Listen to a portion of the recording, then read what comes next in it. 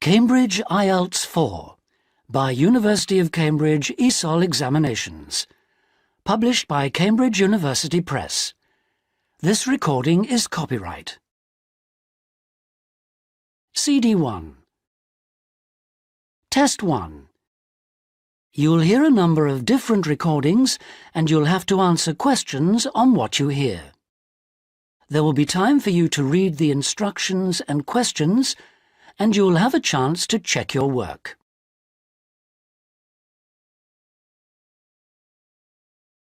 Part 1. You will hear a man telephoning a drama club about becoming its new member. First, you have some time to look at questions 1 to 5.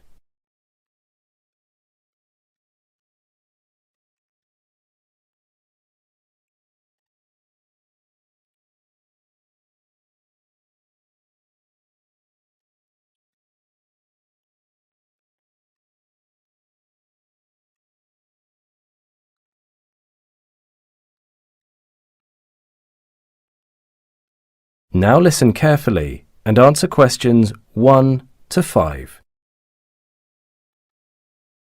Good morning, Green Street Drama Society, Jane speaking. How may I help you? Oh, hi Jane. My name is James. I've just moved into the area and I'm thinking about joining your group.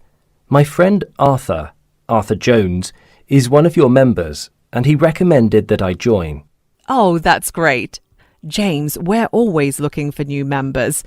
Just to give you a bit of background, our amateur drama society has been running since 1976 and we currently have 80 active members, so it's a wonderful part of the community. Do you know where we are? Yes, I think I have seen it. It's on the university side of the river near the main post office. If I remember correctly, it's on Green Street? Yes, that's right. Number 117 Green Street is our postal address. If you want to come and check out the rehearsals, then you should come to the clubhouse. It's on the same road, just before the post office. OK, got that. So what kind of things can I help out with? We are actually currently looking for actors.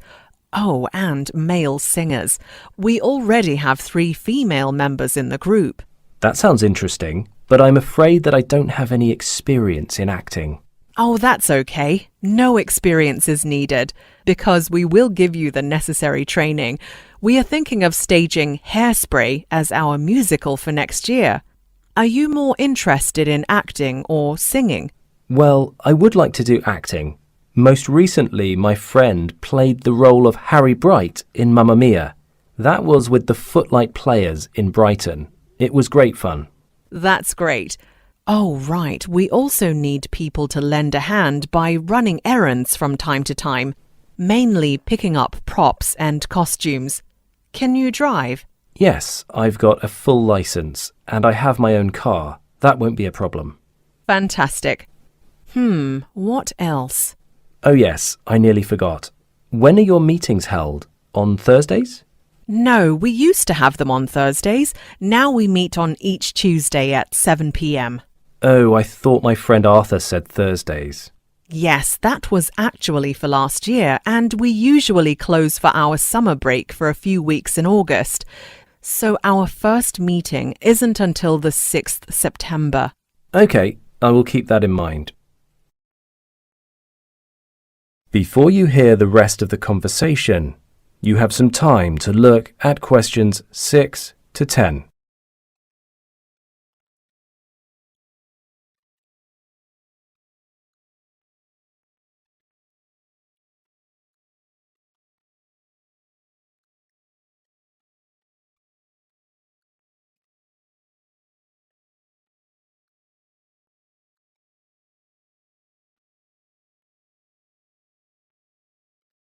Now listen carefully and answer questions 6 to 10. How much does it cost to join? Let me just double check. Here it is. It is £60. I can also tell you that with the membership comes a club dinner, which we usually hold just before we close for the summer. Oh, and do you have any concessional rates? For those who are unemployed or retired, it's only £25. Last month there was a discount for retirees. The price was only £15, but now it's gone back to the original price. I'm working, so that doesn't apply to me. I was thinking more about my kids. Just to check, is this an adults-only drama society, or are children able to join? Unfortunately, children can't join at this stage. We have an age limit of 16. But they can join the local children's drama club. Would you like their contact number? Yes, please. That would be useful. I have twin girls who are 12, and they really enjoy drama, so I was hoping there would be a club for them. That's right. Get them on the stage when they're young. The contact person is Maria George, and her number is 564 73218. That's great. Thanks for that information. So, what types of plays do you mainly put on? It's mostly modern plays. We don't really do classical stuff like Shakespeare or Molière. I see. Do you organise any events on special days or occasions? We do a Christmas charity performance each year with the money going to a children's hospital. That sounds like fun. I hope I can be a part of that. Well, we hope so too, and I look forward to meeting you soon. Would you like to come along in September? Yes, that would be great for me. We look forward to meeting you then, James. Thanks, Jane. See you then. That is the end of part 1. You now have 1 minute to check your answers to part 1.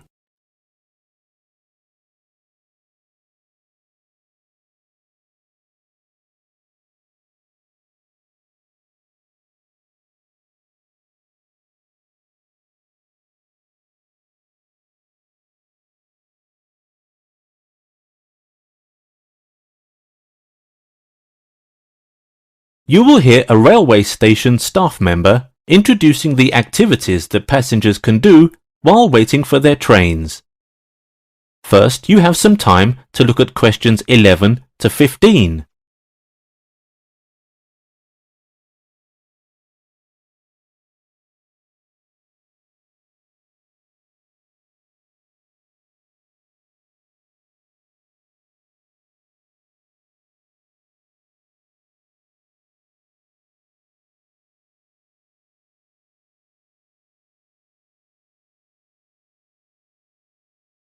Now listen carefully and answer questions 11 to 15. Dear passengers, welcome to Fitchton Railway Station. I'm sorry to inform you that the train to London is delayed. It will take off 2 hours later at 11:45 a.m. Please accept our apologies. In the meantime, allow me to introduce Fitchton Railway Station so you can make the most of your time while waiting for the train. The main entrance of the station is on Fitchton Road. If you want to take a bike ride around here, walk down Fitchton Road and past the taxi stop. You can find a bike rack on the right. But if you just want to stay in the station, it's okay. You can find a luggage locker when you enter the station. It's on the left. You can put your luggage there. If you don't feel very well, or you need to buy some medicine, there's a chemist in the farthest corner of the station, opposite to the cafe. And you can have a cup of coffee at the cafe if you want. The big area near the cafe is the waiting room, where you can have a seat and relax. If you want to use the toilet, make a left when you enter the station, then turn right. Go straight until you walk past platform 2. It's right there at the end. The news agency is in the southeast corner of the station. Before you hear the rest of the talk, you have some time to look at questions 16 to 20.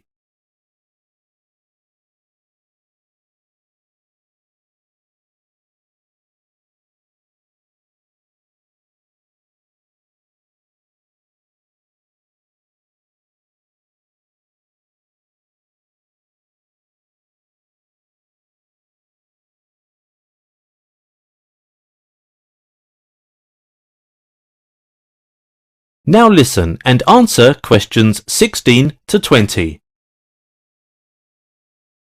If you don't want to stay in the station, you can also have a look around the station, but make sure to get back in time for the train. I'm sure you don't want to miss it. The Fitchton College is within walking distance from the station. The view is quite good there. The town library is also just down the road if you want to read. Oh, there's also an art exhibition at the moment. You can go and check it out. The store across the street opens throughout the day, and you can find all kinds of stuff there. You don't want to buy any gifts for your friends there though. Most items would be difficult to carry on a bike. But our local food is something I recommend. It would be too late if you want them once you are on the train. You can buy some at the foodies shop, which is right next to the station. If you're looking for anything to wear during the trip, you'd better go to the department store, but I'm afraid there isn't enough time for that. You can send some postcards with local pictures on them to your friends and family.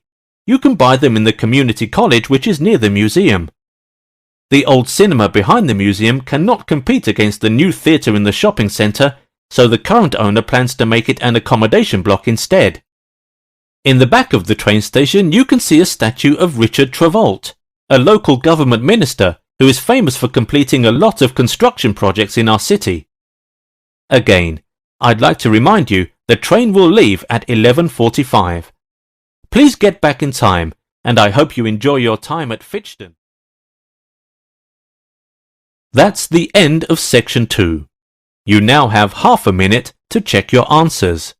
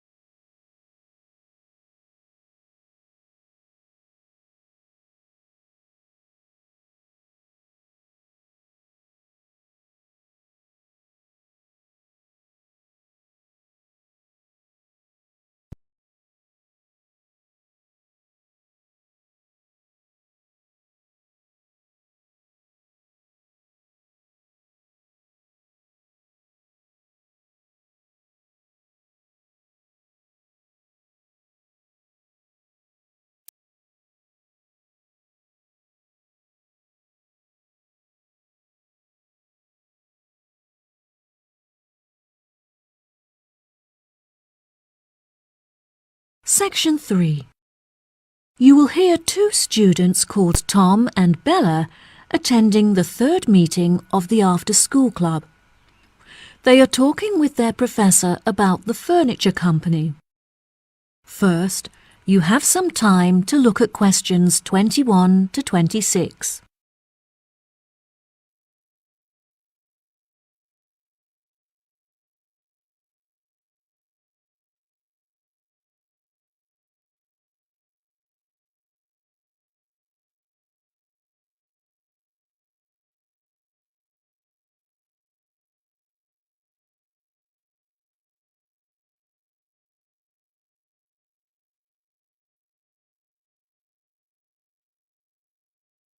Now, listen carefully and answer questions 21 to 26.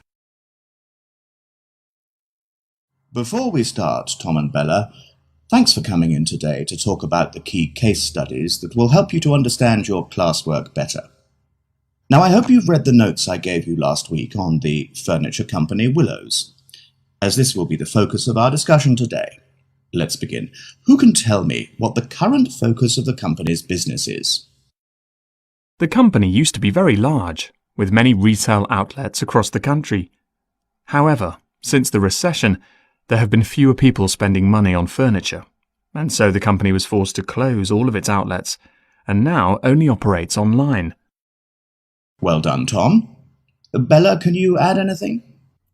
Willows used to produce a very large number of products, such as tables, chairs, and light fittings. However, through market research, they realized that most of their profit was made from the sale of bookcases, so they now specialize in this one product. Very good. Does anyone know how our department began its contact with Willows? Did you contact the company, Professor? No, Tom, it wasn't through me. Our headmaster saw an article that the manager had written in the newspaper and became very interested in the company. He contacted Willows and arranged for a student to work there full-time during the summer. Yes, exactly. Does anyone know what the student thought of their time working at Willows? Yes, he is a friend of ours. He worked as a member of the design team, creating technical drawings of the furniture using a computer. There was a special software that he used, which he said had a bad interface and was very difficult to predict. However, it was very efficient and helpful for quickly drawing up furniture designs. How interesting. Yes, it was. We both visited him whilst he was working there, and he showed us around. Unfortunately, visitors were not allowed to access the IT department, but it was great to chat with his colleagues. Did you meet his manager? His manager is a very busy man, so he didn't have time to meet with us. However, we were allowed to inspect the accounts, which really helped us to understand the effects of the software on the company. Well, what an exciting experience. Now, before I forget, next week I'll be conducting face-to-face interviews with each of you to prepare for job interviews. Can we do it as a group? I'm afraid not, Bella. I want to give each of you my undivided attention, and there will be too much disturbance if I interview you all together. Plus, it will be more realistic if I interview you alone. Have you finished writing the feedback on our exam results, Professor? Yes, I have, Tom, and I must say that I was not disappointed. I am glad to say that your performance has dramatically increased since you began attending this after-school club, and you have both scored above the average. If you continue to work hard, your results should soon improve significantly. Before you hear the rest of the conversation, you have some time to look at questions 27 to 30.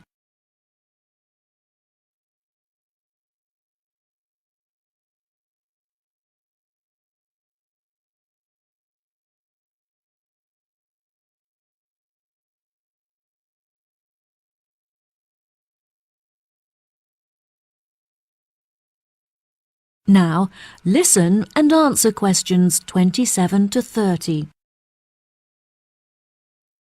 Now, back to our discussion about Willows. Can anyone tell me what business decisions might benefit the company? A new system would definitely benefit Willows. Their system is very outdated. I don't think it would help them to gain more profit. However, the system is capable of doing the work of hundreds of people. This would, therefore, significantly lower labor costs. I agree. Unfortunately, unless they also replace the machinery in their workshop, the new system won't reduce the production time. That is a shame. If they can't reduce their production time, they won't be able to increase sales. The answer is to hire more staff in order to increase the efficiency of the production line. Yes, you have both made interesting points. Now for one final question before we finish this week's session. How will new clients be affected by the new system? Unfortunately, the new system does not allow clients to connect to the Willows system from home, so they are unable to access their work online. This also means that the system presents no opportunity to attract more contacts, since clients are unable to view it from their homes. Yes, that's true. However, it could definitely benefit clients who visit the showroom.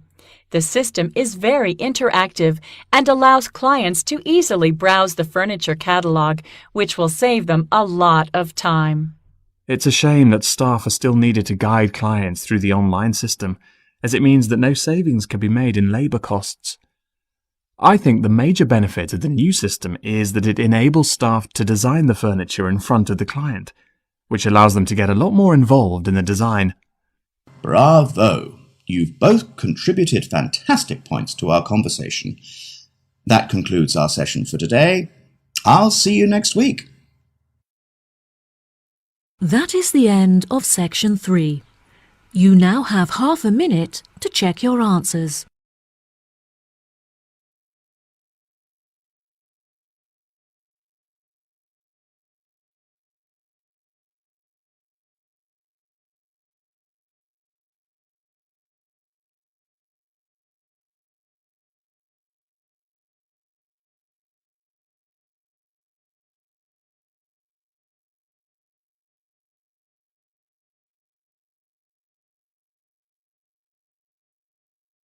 Now turn to section 4.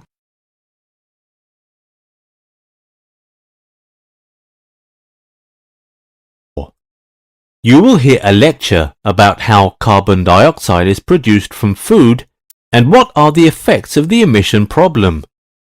First, you have some time to look at questions 31 to 40.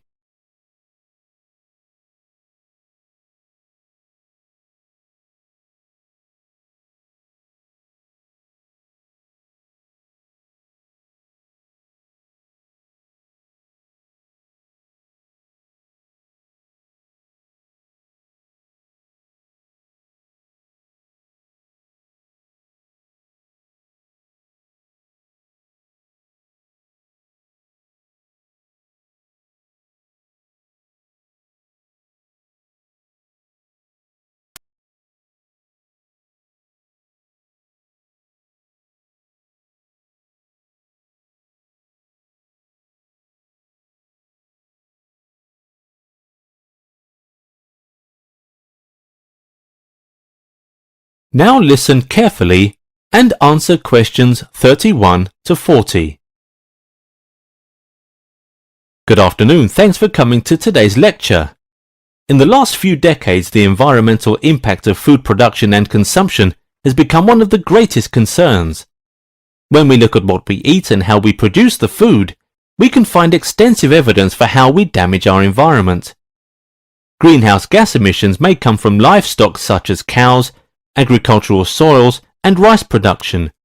According to statistics, the carbon dioxide emissions from the production of the food people consume every day are almost the same as the emissions we make when we are driving. Let's look at some more specific examples. The cultivation and processing of 100 grams of coffee beans are responsible for 140 grams of carbon dioxide. Now, some international organizations are training farmers in many countries to use sustainable agricultural methods as a way of reducing their carbon dioxide emissions. All agricultural practices have been found to have a variety of effects on the environment. Some of the environmental effects are associated with meat production. The popular red meat requires 28 times more land to produce than chicken, 11 times more water, and results in 5 times more climate warming emissions. According to another research, cooking process also causes greenhouse gas emissions. Scientists now are working on how to best minimize its impact. Another problem that we cannot neglect is the packaging of food products. As packaging takes a lot of energy, water, and other natural resources to produce. So, a lot of natural resources are wasted when we throw the packaging materials away. Furthermore, packaging waste produces a big amount of greenhouse gas. To make things even worse, the food we eat often comes from places far away. Therefore, the transportation of our food across long distances contributes to air and water pollution. In recent decades, with the growing number of population, more food is in demand, so more land has been used to produce food. Hundreds and even thousands of forests have been cut down. It had a devastating effect on the climate because forests can absorb greenhouse gases.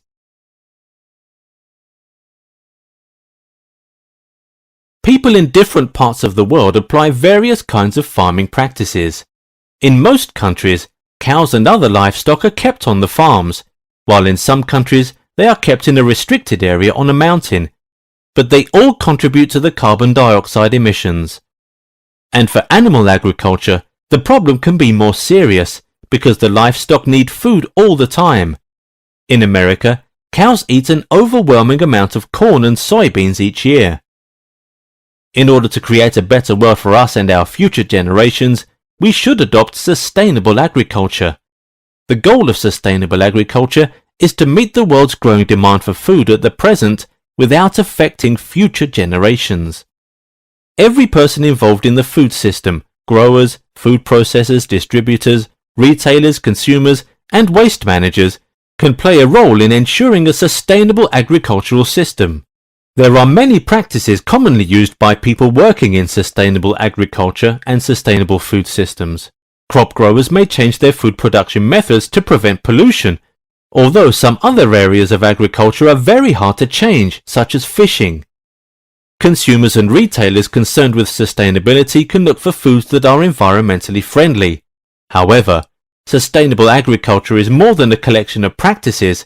It is also a process of negotiation, a push and pull between the competing interests of an individual farmer or of people in a community as they work to solve complex problems about how we grow our food. In conclusion, I want to emphasize that we may not be able to go back to the old times and live a simpler lifestyle, but we can take an active role in preventing more environmental problems caused by carbon dioxide emissions. In the next lecture, I will share some of the studies and effective solutions with you. That is the end of section 4.